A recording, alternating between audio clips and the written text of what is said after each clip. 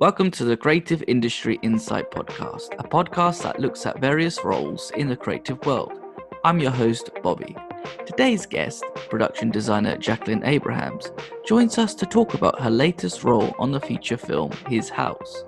Please be warned, there are heavy spoilers in this episode, so make yourself comfortable as we jump into the conversation with Jacqueline.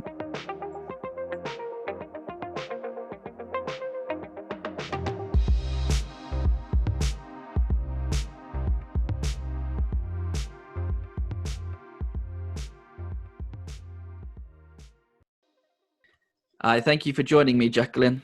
That's a pleasure. Robert, nice to see you.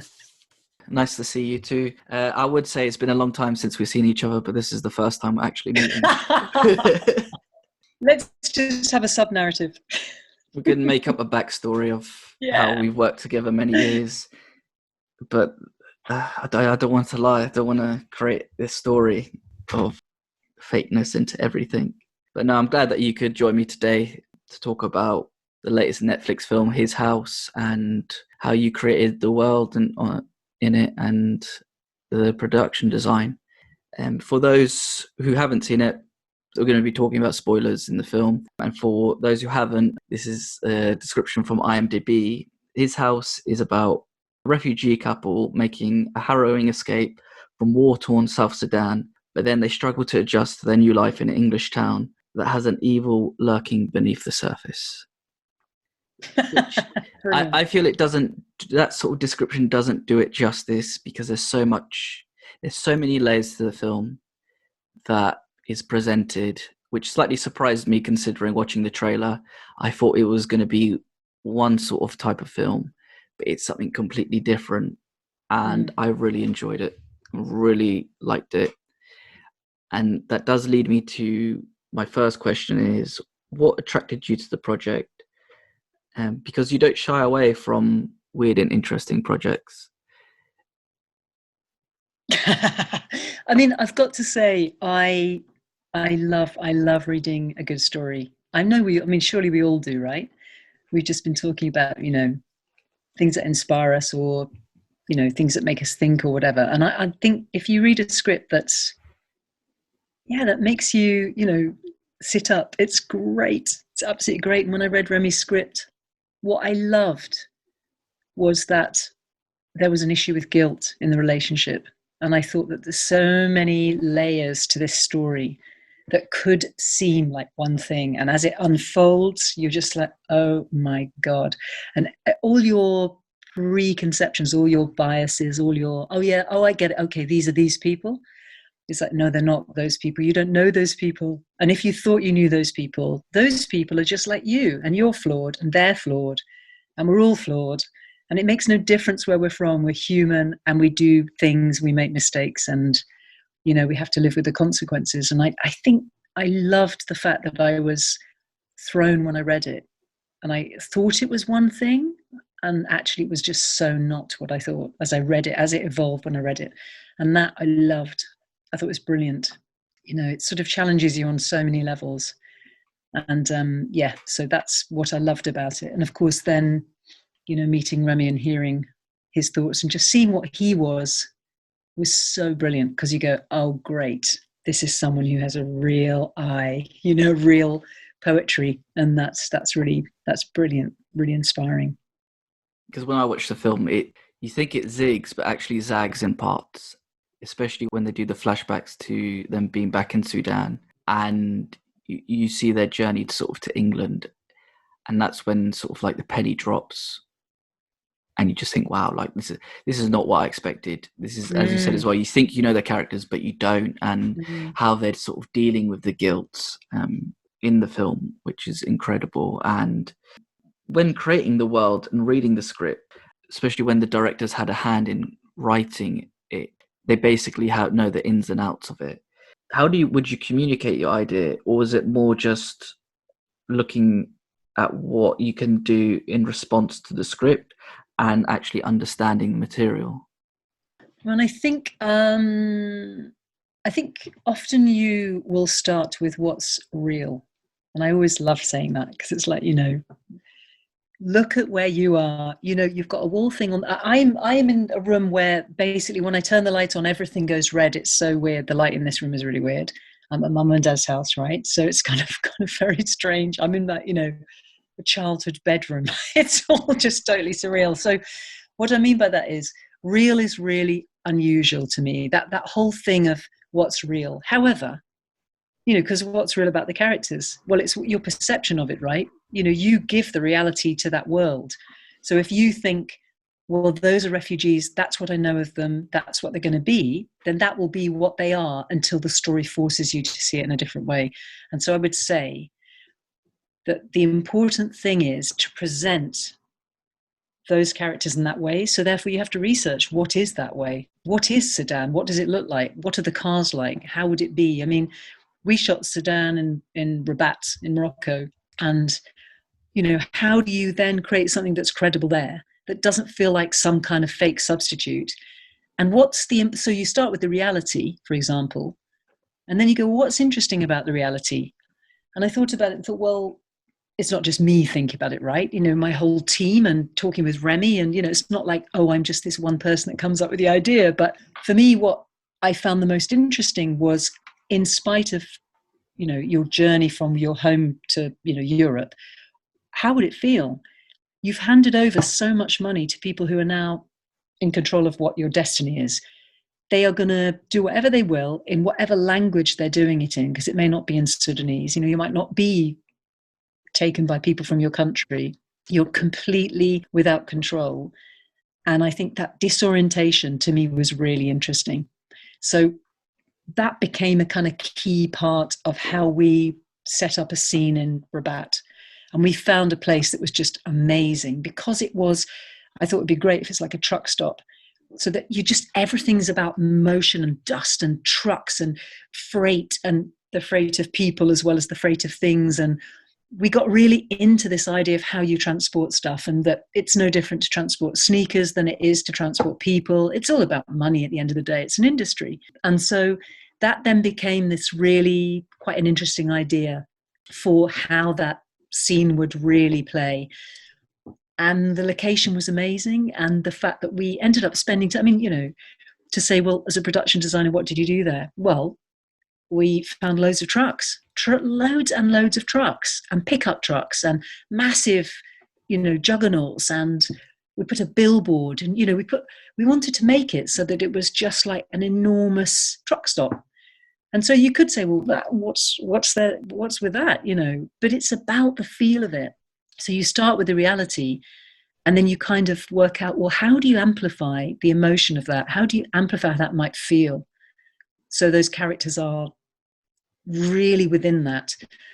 And so I'd say kind of the role is quite research based, of course, because I don't know what Sudan looks like. I don't know what you know, what that may feel like or be like. But once you've got an idea, then you can go, okay, I get it. I get what this is. Now, how would it feel? And then you read, I mean, I read loads about stories about people that, you know, they get put on the back of a pickup, no water, nothing, and they get dropped in the middle of nowhere. And then people come and basically extort more money. So they've already paid, you know, 4,000 quid or 5,000 quid, and now they're being bribed to extort more money out of them. And you're like, oh my God. And the vulnerability of people was just so extraordinary. I just thought, well, that's an interesting thing. You know, that's a disconcerting, interesting, and awful reality. And how do you express that or amplify that or deal with that visually? And so I thought that would be quite an intriguing thing. And, you know, that wasn't just you know, that was a discussion, that was, you know, collaboration. So I think that, for me, you know, the reality, and then working with that reality, because it's not a documentary, it's got to feel something. And so therefore you take the reality and you heighten it. And then you link that heightened reality to the next bit and the next bit and the next bit, and how that cuts together, and the tone of it, whether it needs to be smaller, bigger, you know, it's quite a sort of almost a musical thing. And often you think about what it's cutting to and how those things relate, and, you know, that it's not going to be some awful, jarring, crazy image that comes out of nowhere. Yeah, so I think research is really important.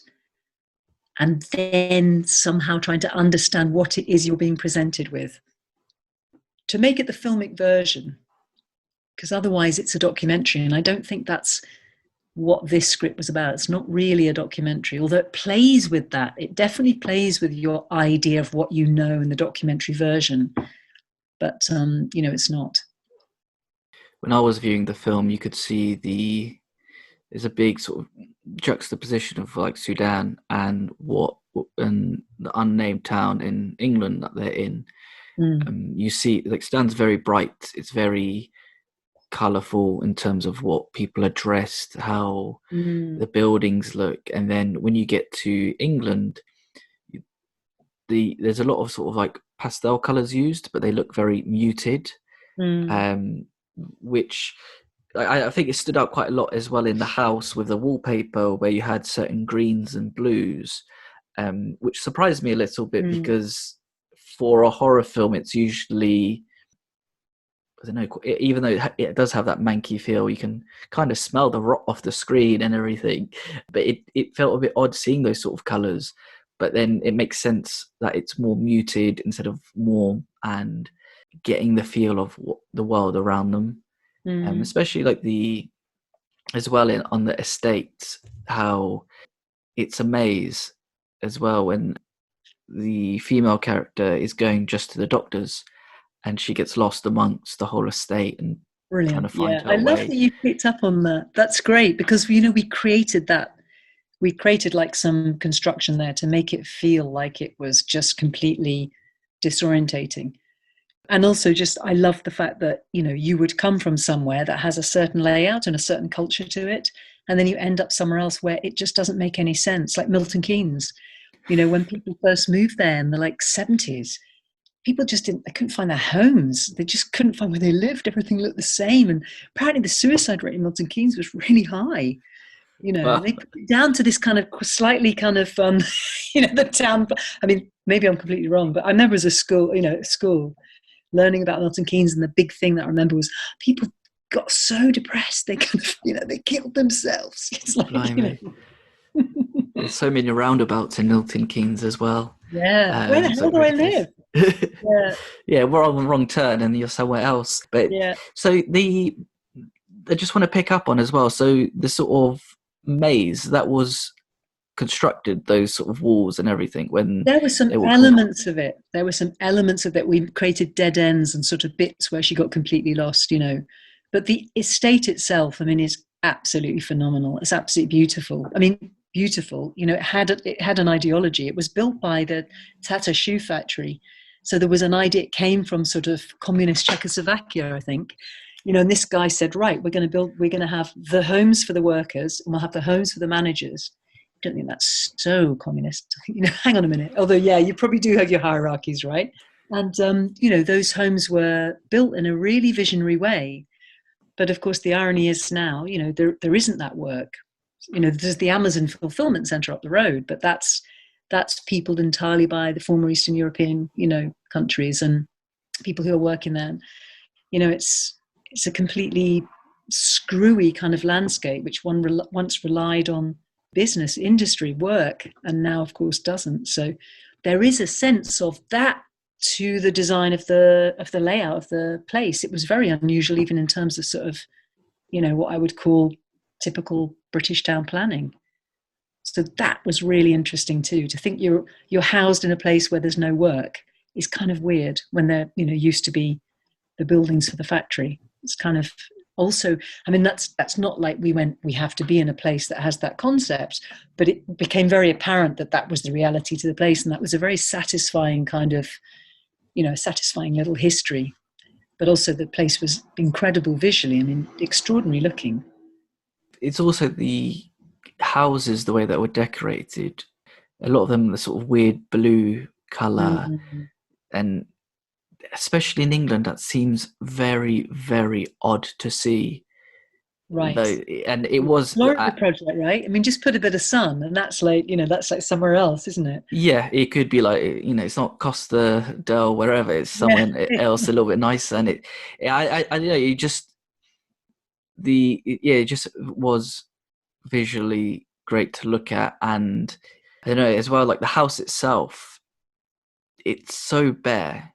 And I guess if you're somebody who looks at it and you think, wow, that must have been quite easy to make because it's bare. You don't actually need to do a lot of set designing or dressing, but there must have been a lot of thought in actually thinking how the layout would be and how the layout will be used to sort of push the story along. Because there's a lot of scenes where there's somebody in the walls. It looks like something is in the walls. And is that something that was always in the script? And I guess because it's written in a certain way, how did you go about creating it to sort of create more tension and have that fright and to make it a little bit more horrific, should we say? I mean, the process generally is that sort of you find yourself an environment. So you find yourself the world, and whether the world is the estate, to start with the estate.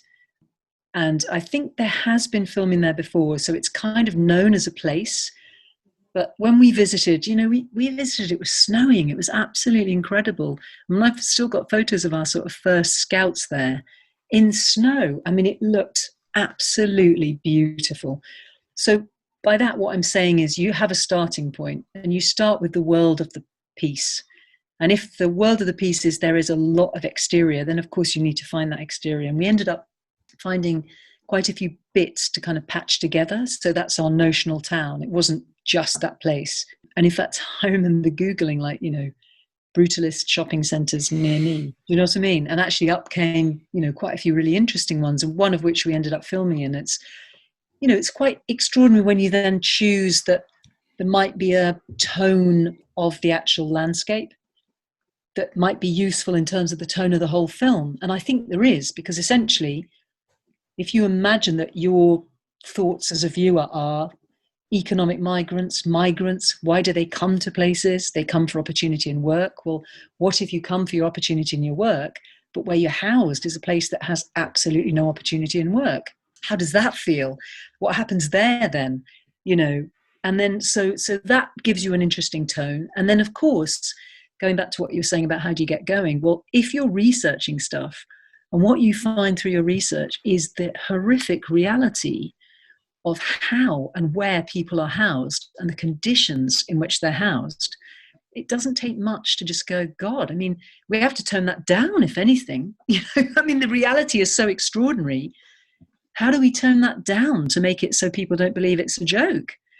People, and the stories, a lot of the stories told, that inform the feel of it or the active hostility of the script, their reality. You just Google them. You obviously don't just Google them, but you then research people's opinions on, or G4S, or people talking about how they've been housed or their complaints, or, there's many documentaries as well about detention centres, and it's a horrific reality. It really is. So in a way, it's already very dramatic. You've got to then hone in what your reality is. And for me, I suppose a lot of the details of the house were taken from stuff that you read, the doors don't work, or, there's nothing in the house. I mean, you're housing people who are migrants from elsewhere or fleeing war-torn countries, and you're putting them in a house with absolutely nothing in it. I mean, okay, there's many people that might have opinions on it, but, well, they're lucky enough to get given a house. It's like, okay, well, let's just put that aside for a minute.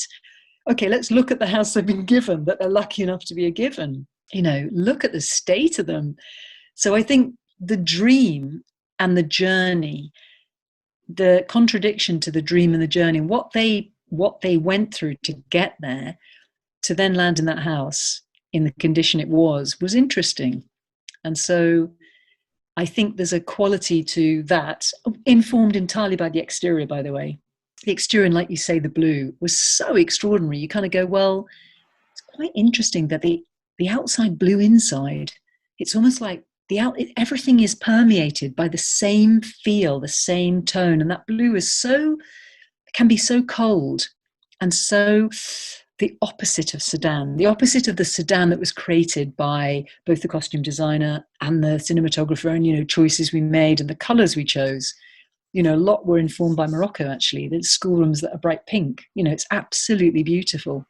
The color is extraordinary. I mean, Morocco is an absolute treat. It's just like, it just makes you, I mean, thousands of photos later, you had to pay for so much more iCloud storage because it was like Morocco did my phone in.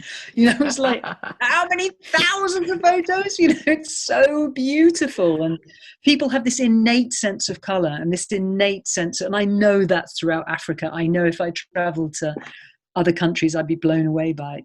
And so I love the idea that, obviously not myself alone, I mean, Holly, Rebecca, Remy, all the people involved with all the vision, you kind of go, God, it's like the Ice Queen blew this kind of awful cold everywhere. And that's now their reality. And also, we obviously built that place because it had to deal with quite a lot of technical stuff in terms of the story, and not all shot chronologically as well. I mean, a lot of it was, of course, but so I love the idea that, you're in this slightly absurd color. This is slightly kind of 90s.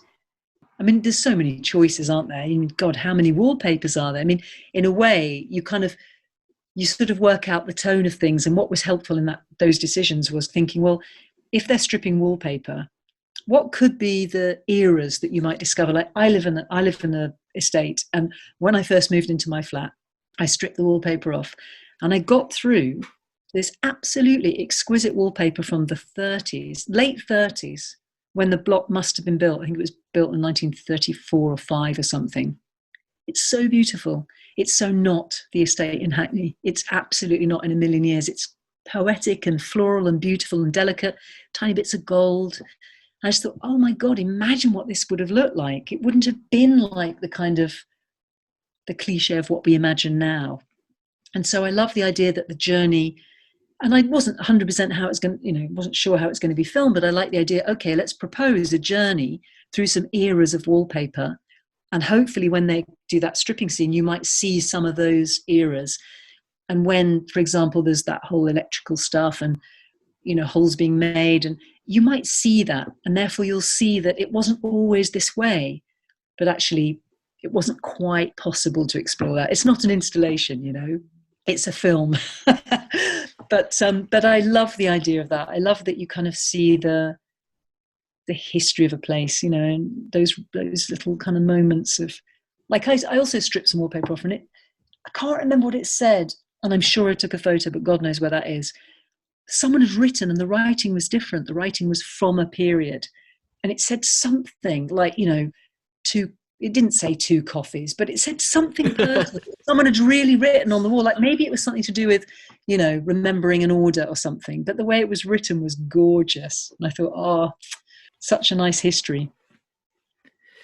It's an interesting point you make as well when you're stripping, they do strip the wallpaper, and it's kind of like a great metaphor of stripping themselves and then sort of revealing parts of their history. And I think the first time you notice wallpaper, it's like brilliantly sound designed of the wallpaper coming off and a massive thump. I don't think I've ever heard wallpaper sound so depressing before. Maybe Barton Fink. Maybe. I'll be honest, I haven't seen that film. That was a little more viscous.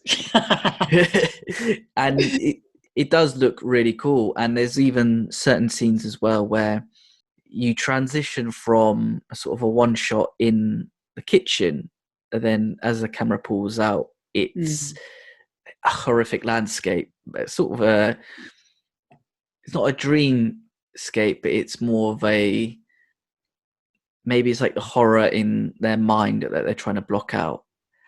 And it's really cool when it goes from a normal sort of house setting to that. And how did you go about creating that sort of landscape in terms of what were the early designs, and then also how was that executed? Was that just a build in a studio, or was it done somewhere else? I mean, if you're talking about, for example, what happens in the kitchen at the end, that was a really interesting thing that Remy was still working on what that end was. And, I thought that was a brilliant thing. It was like, not only had he written the script, not only had he written it and was directing it and was really involved in all the aspects of it, but he was also like, he kept pushing it and kind of went, the end. And it really became this really interesting thing. And I thought, God, what a pressure. It's almost like, you write this script and then you're just not quite sure the end is quite what you want. And then you have to kind of work it out, but you're kind of filming at the same time. So it's like, I'm pretty sure that happened. And so we were kind of sailing quite close to the storm sort of thing. And that ended up being, how would we do that? And obviously there was, the budget of the film was great. It was really supported by New Regency. So it meant that you had a team of special effects, you had a team of VFX. But what was really interesting was it was still about, how do you do it so it feels right? So instead of it being, okay, well, what we can do is we can do anything. You can do anything with VFX, right? You can do anything with all these amazing skills and abilities. But how do you make it feel right? And I think what was great was Remy had experience. I mean, he makes his own stuff. He's made beautiful films of his own, off his own back, on his own. And so he has experience of VFX and SFX and doing stuff in camera. And I know that's probably a thing, that I really want to do it in camera. It's a bit like, I want the person to really cut the hand off, it's like, but I do think there's something weird that happens when it's not just VFX or not just one thing, probably when it's not just design, probably when it's design plus. And I think that Remy very much wanted it to be in vision. So things like the orange was in vision. The floor was a real thing that happened, tidied up by VFX and obviously brilliantly orchestrated between us and special effects. But it was a real thing that really happened. We ended up building that whole section separately because obviously you needed a bit under the set. So this couldn't be the other set. So we ended up building that section again. And I mean, that's amazing to be able to do that, is fantastic. But it wasn't just doing that because you had the money to do that. It was also thinking creatively, what's the best way to do this? How does this feel? How will it be? We did quite a lot of tests, and we, physically ended up sculpting a hole out of polystyrene, texturing it, and that became the sinkhole of the kitchen. So that physically was experienced and tried between my, we weren't doing very much that time. Everything was moving along. And so it became a really brilliant collaboration between special effects and, art. And we just worked together and worked out, how do we do this? And amended things and changed things. And it was fabulous. It was a really brilliant collaboration. And again, as you do it, if it hadn't worked, we'd have probably had to do something else. But they'd already, these guys are so experienced, the special effects team. They were like, well, we've done this kind of thing. What we need from you is can you carve out of poly or carve out of something a hole, and then can you texture it and do this? And then we worked together on it and worked out, okay, well, how big is the hole? Well, what's the guy? How's he going to physically get out of it? All of these things became a really amazing, like your dream collaboration. It's a bit like, isn't there some show on the telly where you take your broken, exquisite thing and they all mend it?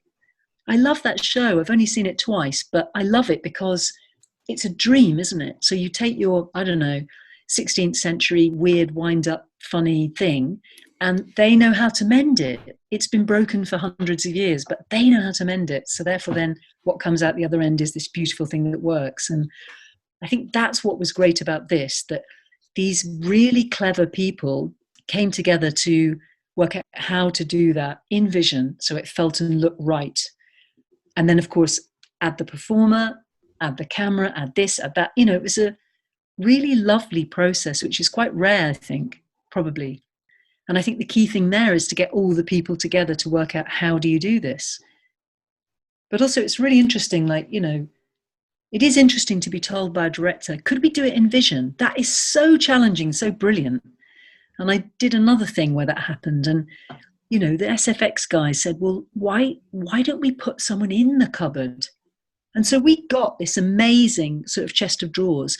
They hollowed it out and they had this kind of agile gymnastic-y person in the chest of drawers. And the way it moved was unreal. You couldn't have done that with VFX in the same way. It had a really malevolent sort of physicality to it. which was brilliant, actually. And I remember that experience and thinking, oh my God, this is great. Once you know that can be done, then you know that you can suggest things and go, what if we put someone in that cupboard? Whereas if you've never seen it done, you might not imagine that that's possible. Or you could even say that, can I say that? Can we get someone in the cupboard? So I think that's really inspiring. So in answer to your question, I think a lot of those things, I mean, Remy's very, very visual, really, really not to be underestimated. He's absolutely, if you go, what about this? He goes, yep, immediately gets it, immediately knows he loves it. And if you show him something, it's like, you can tell, no, let's work on this a bit more, but always with such a lovely way about him. And I think once we showed him the layout, which was designed to get those vistas, designed to get the maximum kind of shot to give you the shadow in the background. I mean, again, all of that was discussed between everybody. So, you've got DP going, I'd like to be able to see that. And you've got Remy going, that's great. Or, at first you play, don't you? Go, right, let's elongate that. Of course it wouldn't be like that in real life, but you're outside the house. No way you're going to go, that's not the real dimension of that house. If you're thinking that, then that's a real tragedy, because then I think you're outside the film and it's not working. So I think to be able to tweak about with a reality, okay, outside looks that, but we're going to disorientate you slightly inside. We're going to give you bits, and then we're going to really push the other bits to get maximum effect. So I think that's exciting, to work out how far can you push the reality before people go, that's not possible, But that's the thing with the house as well. It's you get a lot of comments in the film saying, oh, that house is bigger than mine. That house you've been given is bigger than yours. But what's quite cool is you don't actually see how big the house is. It does feel really big. And like that perception of, you don't get taken up being like, oh, I wonder how large this place would be. But it just feels, for haunted house it just feels sort of like there's nowhere to, it's so big you think you can run away, but no matter where you run to, I guess their guilt is always going to find them. It's going to tear them apart. It is weird to think of like a house that is so bare and everything can be so scary and create such an atmosphere. And especially it is part of such a key point in the film. There must be a lot of pressure to make sure that it looks great and make the research sort of correct. Well, they're saying that, I think, you kind of, I think a lot of what I feel I do is just listen and respond to people. And I'm not really a kind of person that will sit and come up with some idea and make it in my room, talk about lockdown. It's like, I haven't really done that kind of, haven't written a novel or, made some art or, I don't know. That's just not my thing. It doesn't mean I don't love it and value it. It just means I love responding to other people and stuff. So if you show me the outside of the building, I will imagine what the inside of the building is like. And if you say to me, I want it to be the most chilling interior anyone has ever experienced, well, that's just a joy, isn't it? It's like, wow, I mean, horror is so interesting because it sort of plays on all our insecurities and all our fears, not only the fear of the terrible thing happening, but just the fear of our worst aspects and sort of the fear of everything being anarchic and going wrong and our human nature in a way as well. And so, I think, yes, of course it's a pressure, but I don't really think of it like that because the process is there's such a process to it all. You get caught in the process. And I think what's brilliant and actually what's super frustrating about having experienced a pandemic care of, .gov is like, is like, bloody hell, we could have made 2 films in the time it's taken to just put sort of stickers on things saying this is 2 meters. I mean, bloody hell. How slow is real life? It really is slow. I mean, I don't mind nature being slow because look at the complexity, but it is quite interesting, this sort of speed of thought. And I suppose if you imagine the end of the film at the beginning, then you might get quite overwhelmed. But you know what they say about mountains, you have to walk right up to the mountain, brush your nose against it. Once you brush your nose against it, you can really pretty much get up it. It's just looking from afar, you just go, there's no way I can ever get to the top of that. But once you brush your nose, you kind of go, yeah, I'm already in it. I'm already up it. I'm already walking. You're kind of experiencing it already. So I think that's a good thing. It's cool to hear, and as well, when picking up from before, when you're working with a director who's visual, it must be quite nice to basically just easily communicate what's going to look cool and what they like, especially when the surrounding areas of the house is basically a dump. Like the amount of rubbish, it's quite heartbreaking to see like the amount of rubbish and things just get dumped there, and that must have been a quite weird thing to, like, props to buy and dressing as well, to sort of delegate to people to get. What's probably like the weirdest thing that you had to acquire for those sort of scenes? I think the wood lice. And that's amazing. I mean, film is this extraordinary, I suppose, a bit like anything. It's a bit like the internet. If someone wants them, they'll be there. I watched that Louis Theroux documentary about, like, crazy people in the States with their mad animals. And I just thought, God, if you want a saber-toothed tiger, I thought they're extinct, but if you want one, you can get one. It's like, when there's a supply, there's demand, there'll be a supply. And so I thought it was extraordinary that there is a person that deals with wood lice.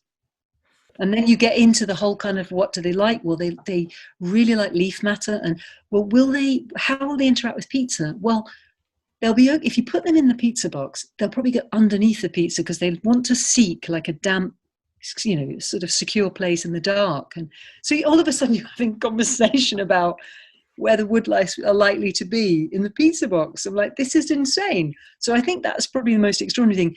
The rest of it, I mean, I am a kind of, probably to the most people, as in part of my team, an annoyingly hands-on designer. I dress, I find stuff, I go in a van, For me, it's all about the same thing. You're trying to discover, what is this world? And so myself and the art director were often in a van driving around. Someone had been on, I don't know, Gumtree, and some bloke is saying, I've got all these doors, I want to get rid of them. And I remember we drove to this place, I think it was in Hanwell, and this guy, doors for 20 quid kind of thing, perfect, beautiful doors, already looking really absolutely right. When I say right, it's not that it's method, it's just that they're beautiful and they're amazing, and they don't involve the big drama of construction and, the whole thing. And then, of course, in the flat, there was, a whole bunch of other stuff. And what about this piping? What about this boiler? Could we have this radiator? Like, what about the floorboards? Basically the guy said, have it all, So we ended up, crowbars, saws, filling the van with stuff. And then in the estate, there was like an amazing mattress. And I remember like literally saying, right, we're having this. And this voice called, what are you doing with my mattress? Oh God, I think what's brilliant is also, and I'd say this happens, and I'm sure there are other people doing other things that say this too. Like, when you need something or want something, I did a job set in the Calais migrant camp. We didn't end up filming in Calais because it just became too mad, and there was a big fight, and then there was a fire, and it was actually probably completely wrong to think you can film that as well. So of course, recreating it in Ivor, all of a sudden, everywhere I looked, there was this faded, amazing, knackered blue plastic, white plastic.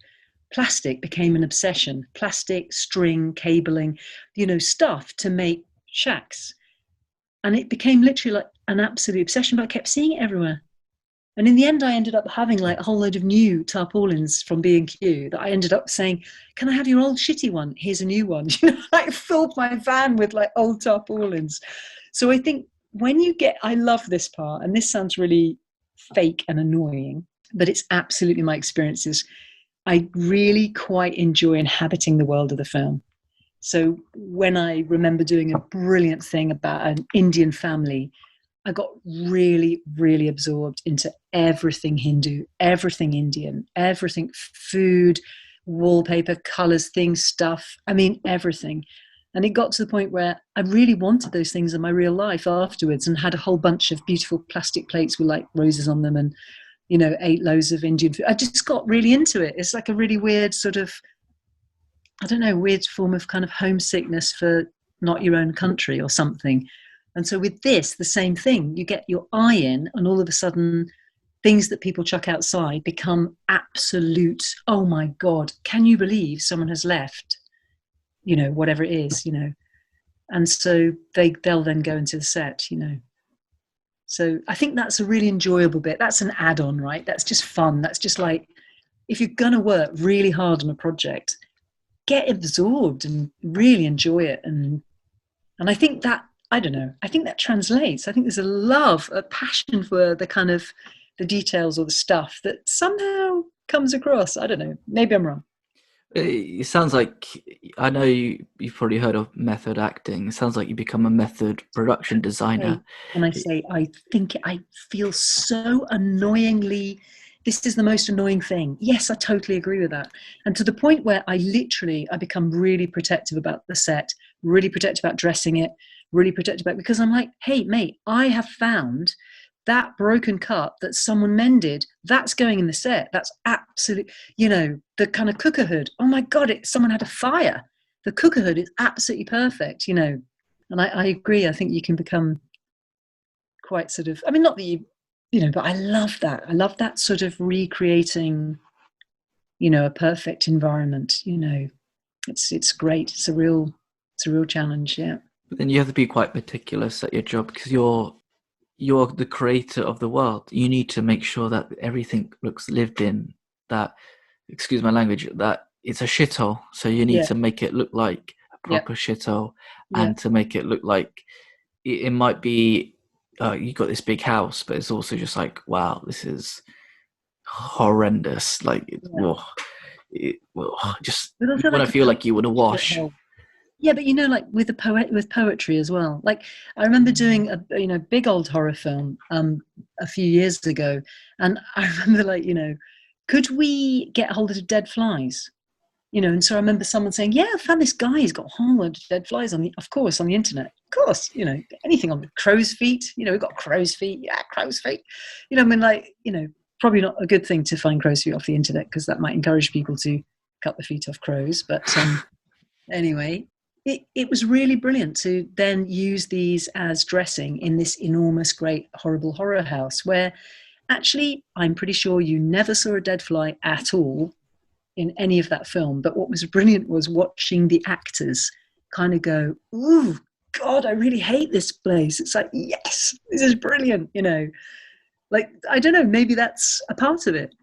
Maybe that sort of is a useful thing, to also make people feel really not very pleasant in the place you've built, I know. Lots of people that want to put their actors through stuff, and within degrees of sort of you could probably head up for half of the things people, but it is interesting that the actor feels that they are inhabiting something that makes them feel something, rather than, okay, it's just another set, So I think that's quite nice to be able to push that too. Well, it's different as well when you build the whole set rather than green screen, because on green screen it has to be down to the actor's imagination. Whilst if you have the set and you have that griminess, and you need to make sure you have a wash every time you leave the set, because it's just it's horrible. Did you also have a hand in the design of how the creatures look and the sort of tribal masks that are worn in the film? No, not my field. I think the I mean, put it this way: all of us, all heads of department. I mean, when I say all, probably not all, but I'm sure most will have a sort of tone, mood stuff, that continues throughout the film. So I remember researching some very strange looking kind of, manifestations of what this might be, just to feed into the mix. But I wasn't like, I'm the one that's deciding what that is. That was very much kind of Remy working with the performer. Also he had really strong ideas visually, but it was just like whatever I came across went into the mix. And sometimes I would get sent a brilliant image from him going, see this tree? I'd love this tree to look like that, which is really helpful, because if you start on a path that's completely random and not anything close to what, it's a bit like I don't know, sometimes, I think I read a script once about this. Someone was trying to recreate some image of a place from their dream or something like that. You know, if you're trying to do that and someone is just constantly suggesting things that are not in your dream, you have to somehow visualize what your dream is to help them not keep showing you things that are completely irrelevant. So I think that, again, feeding into the mix interesting stuff and then seeing where it landed, and maybe even just a tiny bit might inspire. Maybe it's just the spine or the color of the skin or the backbone. But no, that was very much about Remy's kind of, this is what that person is, and working with this incredible performer. I mean, the same with the mask, I think. I think that it became a sort of collaboration between costume and makeup very strongly, because it, again, was quite a tricky thing to get right. And I think the more heads that went into it, the more useful it was in terms of sort of, you know, what came out. No, I was curious about that because there is a certain distinct style to it, and it does haunt you when you see, because I don't think you actually see it. You only see partial parts of it. Yeah. The mask partially, so it does add to the sort of horror. And it's the same with the whole turning the lights off sequence when everything pops up, and it just makes me shudder just thinking about it now. Hopefully I don't have nightmares tonight about it. I think there's also, because you mentioned a detention center as well, and that place absolutely looked grim, and even like the colors there were the sort of horrible orange that you would see in certain places. And I can't think of what comes to my mind. How important was colors in the film to you? I mean, I think color is always important, isn't it? I mean, like, you know, but the irony is, you know, if you were to look at my flat, which I only recently just painted right in the heat wave in the middle of like lockdown, you know, and it was like about, I don't know, 38 degrees. I decided to paint my flat, which was really weird. And actually, because I was thinking, oh my God, I might need to rent my flat out, I thought, right, I'll paint it. And I've painted it the most dull. I mean, it looks like some kind of online yoga studio. It's so dull. You know, it's like kind of neutrals. And I thought, isn't that funny? Although actually just recently painted my bedroom in this moss green. It's absolutely beautiful. And I literally lie in bed and just go, the color. And especially because I picked up when I was in Portugal, someone had done a fake Van Gogh sunflowers. And it's nothing, I mean, it is a bit like it, but it's not really. But in itself, it's a brilliant painting. And the person has signed Van Gogh's signature as well as their own. And that on this moss green wall, it's like yellows. It's just incredible. And I literally, it makes me really happy in spite of feeling non-essential and, you know, miserable a lot. You know, I kind of go, oh, God, I just feel the joy of the colours. And they just, I mean, it's literally like some kind of like non-thought process, non-intellectual thing. So I think colour is absolutely essential. And I think especially in that sort of something awful happening in a quite bright room could be quite interesting as a sort of contradiction. And especially when a lot of institutions are painted in a ridiculously friendly, ridiculous way. So it felt very right that was inappropriately toned. But not so it's kitsch. It felt like there's something about it being kitsch that felt also inappropriate. So somehow the right side of institutional kind of sort of colour. You know what I mean? I mean, you do get that a lot. You get that in hospitals, and, you know, I think Whipps Cross Hospital, it's got like some crazy pink corridor, and you're like, what? You know, I'm sure they'll paint that out. But, you know, that there's something really interesting about use of colour, especially when something's not very pleasant. So yes, in answer to your question, I think colour's absolutely key. And I think if you get it right and it doesn't become a statement in itself, which I really fear, I fear that it becomes like the poster. It's almost like every time you do something, there's a barometer that goes, hang on, does this look like the poster? Right, forget it. Think of a new thing. Because then it becomes too iconic and too self-conscious or just too self-conscious. So getting it just right is very satisfying. And sometimes you don't do it, you know, obviously. You don't know. I mean, you don't know what it's going to look like, how it's going to be graded. You know, things can happen and change. So, but the idea being inappropriate institutional colour. Interesting as well to hear the whole insight and the the choices and just how visually it has to all look. I do have a final question for you. Hopefully it's quite simple, but what's next? What's next for yourself? I don't know. I mean, like, I've read a lot of scripts, a couple I didn't get, which I'm really disappointed, and they were great, and they will be great. So we'll be seeing them, and they'll be just brilliant. Yeah, I mean, I guess I hope to. Yeah, I think I'm just absolutely inspired by people writing original stuff, and by that I mean stuff that makes you think, stuff that unnerves you. I don't know. I mean, like, I've seen a couple of films recently I thought were brilliant, like Notturno, the guy that did Fire at Sea. It's absolutely beautiful film, just like so incredible. And like Chloe Zhao, she's just done Nomadland, and like her film The Rider was amazing. So what I mean by that is there's films that just make you go, like The 40-Year-Old Project, brilliant film. I mean, there are so many films that I've seen recently where I've gone, oh my God, these are fantastic, you know. I mean, Another Round, it's like, they're not necessarily films where you go, look at the design. This design is phenomenal. I mean, no one's going to even notice the design. Like White Day, Icelandic film, you know, you wouldn't necessarily go, the design. But the film is so interesting, and to be part of that is just a joy. So to get a script where you go, oh, wow, this is brilliant, and to be part of that in whatever way that is, for me, is like inspiring.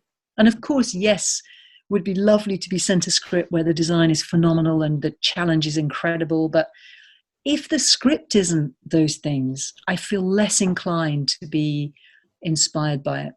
Of course, nice to do some beautiful thing, but I'm not really in it to do a beautiful thing. I'm in it to be part of the process, to make the thing that makes you go, wow, if possible. You know, that's great, because I don't know about you, but, you know, film has a major impact on my life. I mean, proper impact, in the same way that I think novels, storytelling, of course, the same. And I consider it a really important part of my life. When I catch a film that's amazing, you know, Simon Liang, Your Face, you know, like whatever, you know, these films change you. They're amazing. Yeah, I suppose it's this two way, isn't it? One of me is an audience. I'm an audience. I like watching them. And the other is, you know, the filmmaker bit. So if I can join the two together in any way possible, that would be awesome. So instead of just going, I love that film, imagine making it, imagine being able to make it, then that's the brilliant bit. And that doesn't always happen, because obviously things are fragile. It needs funding, opportunity. Now you've got COVID, you need masks, you need this, you need blah blah. You know, it makes it more tricky. But I think that's you know, that's certainly where I'm at. And you know, that's then the essential worker, right? The film, you know, film is essential. I'm essential worker then. Great. Finally. No, but do you know what I mean? I mean, you must feel the same, right? No, it's weird because you always think of films and TV stuff is quite a luxury, and art is a luxury as well. Oh, Then yeah. if you strip everything back and actually think about it, is that especially during lockdown, what were a lot of people doing? Probably watching Netflix, reading books, potentially painting. And I think it shows that art is essential to everybody's life and how they consume it and what they take from it. And you're right as well with some of these films that you mentioned, that you want to work on a project that's got a lot of heart and has something different and has like a human story for it. Don't get me wrong, I do like a good blockbuster and I do like watching explosions on the screens, but then sometimes I need to cleanse that palette with just a story about a person, following that person and their journey. Or if it's like something slightly weird, like, you know, The Lobster, that's really weird to watch, but you're invested in that world, in what's being created and how everything's being communicated to you. I think there needs to be a nice balance to it as well. And then if you're creating these worlds, how are you going to be that extra sort of clay to create these characters and what's being presented on screen and like the themes and everything? Mm. And especially if you're, I think, if you're a HOD in your sort of position as well, you want to make sure that you work on something that's going to be really cool, really good, and has something to say. I mean, do Rather you know, than it's very interesting you say that, because I do consider that as part of my, I often imagine, okay, so you've got to convince someone to lend you that boat for free, or I don't know, whatever. Sometimes on low budget, it is about that. It literally is about going, could you please help? Because we're desperately trying to make this thing, and, we need someone to dig a hole in the woods, or whatever. And if you are working on a project that you absolutely think is fantastic, it's incredibly easy to ask people to help, because there's no way they doubt, because you don't doubt. And so what I've always found is, when you're in a project that you really believe in, it's actually incredibly, I was going to say easy. I would say it's not easy, but it's incredibly simple, the communication, because you just go, this is amazing. It's a story about this, this, and this. This happens. We need to dig a hole in the woods. How the hell do we do that? We've got 10 days. We haven't got any permits. How the hell do we do that? And the guy goes, I am an excavator. I dig holes in woods. And you're like, what?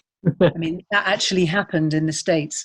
I was in a coffee bar, and I was, we were having trouble trying to basically push to get the right thing for the film done, when it would have been possibly that we were about to do the easier thing, and that probably wouldn't have been the right thing.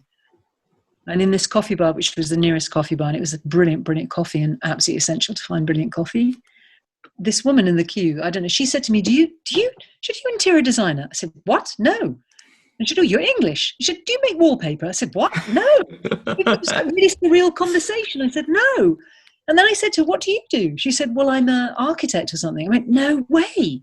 I said, do you know how I can dig a hole in a wood? This was in America, so she obviously was American. And she, wow, she said, blah, blah, blah. The guy behind the coffee bar went, well, I do that. That's my job. I went, well, hang on, you're in a coffee bar. I said, well, this is my coffee bar. I own a coffee bar, but I dig holes all over the place.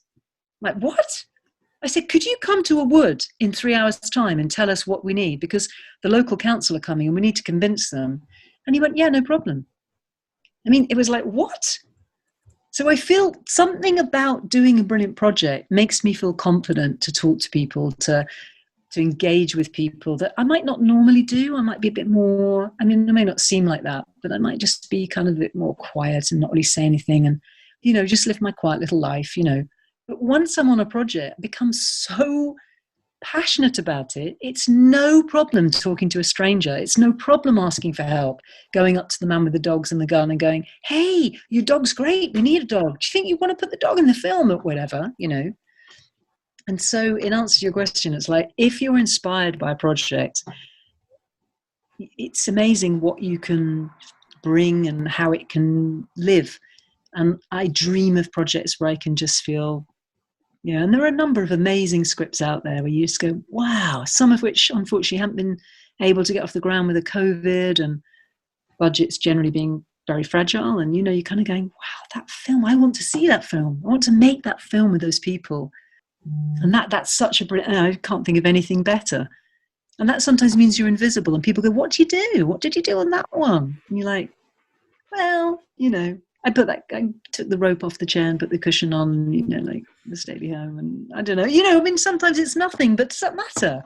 You're part of the process and you're part of the support and the, and yes, I'd love to do something where I'm all visible, but I don't know. I'm not sure that's the only thing, I don't know, I feel like that's slightly contradictory to your work though, because when I contacted you first, I didn't actually do any proper research on what other projects you worked on, and I do that with people because it's not. I think it's more. I have a project that I want to talk to in mind, and yes. I don't want to taint my first contact with being like, oh my gosh, this is the person that did X, Y, Z. I get it. Totally. It's more just like, I want to talk to you about this. And then when you start doing research, you see, oh my gosh, they did this. I've seen this. And it's like, all the pressure is on now because I know what they worked on. Yeah. But even, because it's funny as well that you just said now, oh yeah, I don't want to be seen. But then you look at some of the work that you've done, stuff like, as I mentioned before, like The Lobster, where that whole design of that complex like how sterile it is there to be seen. Or what's the other something like Top Boy as well, where another project where it has certain areas of London made to look really rough. And I think because you're such a visual designer as well, that you actually are creating a lot more. I don't know, as you said, I just like to slip in sort of thing, but it's so well inserted. And when you talk in as well now, like, I know my audience can't see, but how you sort of come alive when you're talking about projects as well, it's great to see. And I think it's a nice bookend to like this episode, because it shows that if you really are passionate about something, then like you will do everything to make it look perfect and for it to work and for ideas to sort of permeate and work out in the end. Thank you for joining me today, Jacqueline. It's really nice to talk to you, Robert. Thank you. No, thank you so much for your time. All I can say is just thank you so much. Oh, it's cool. Great. Keep on the work. Thank you very much. You take care. You stay safe. And just to let everybody know as well, his house is streaming on Netflix. So make sure you watch it and give it good reviews, because it's a really good horror film. Thank you again, Jacqueline. Take care, and bye-bye. Take care. Bye.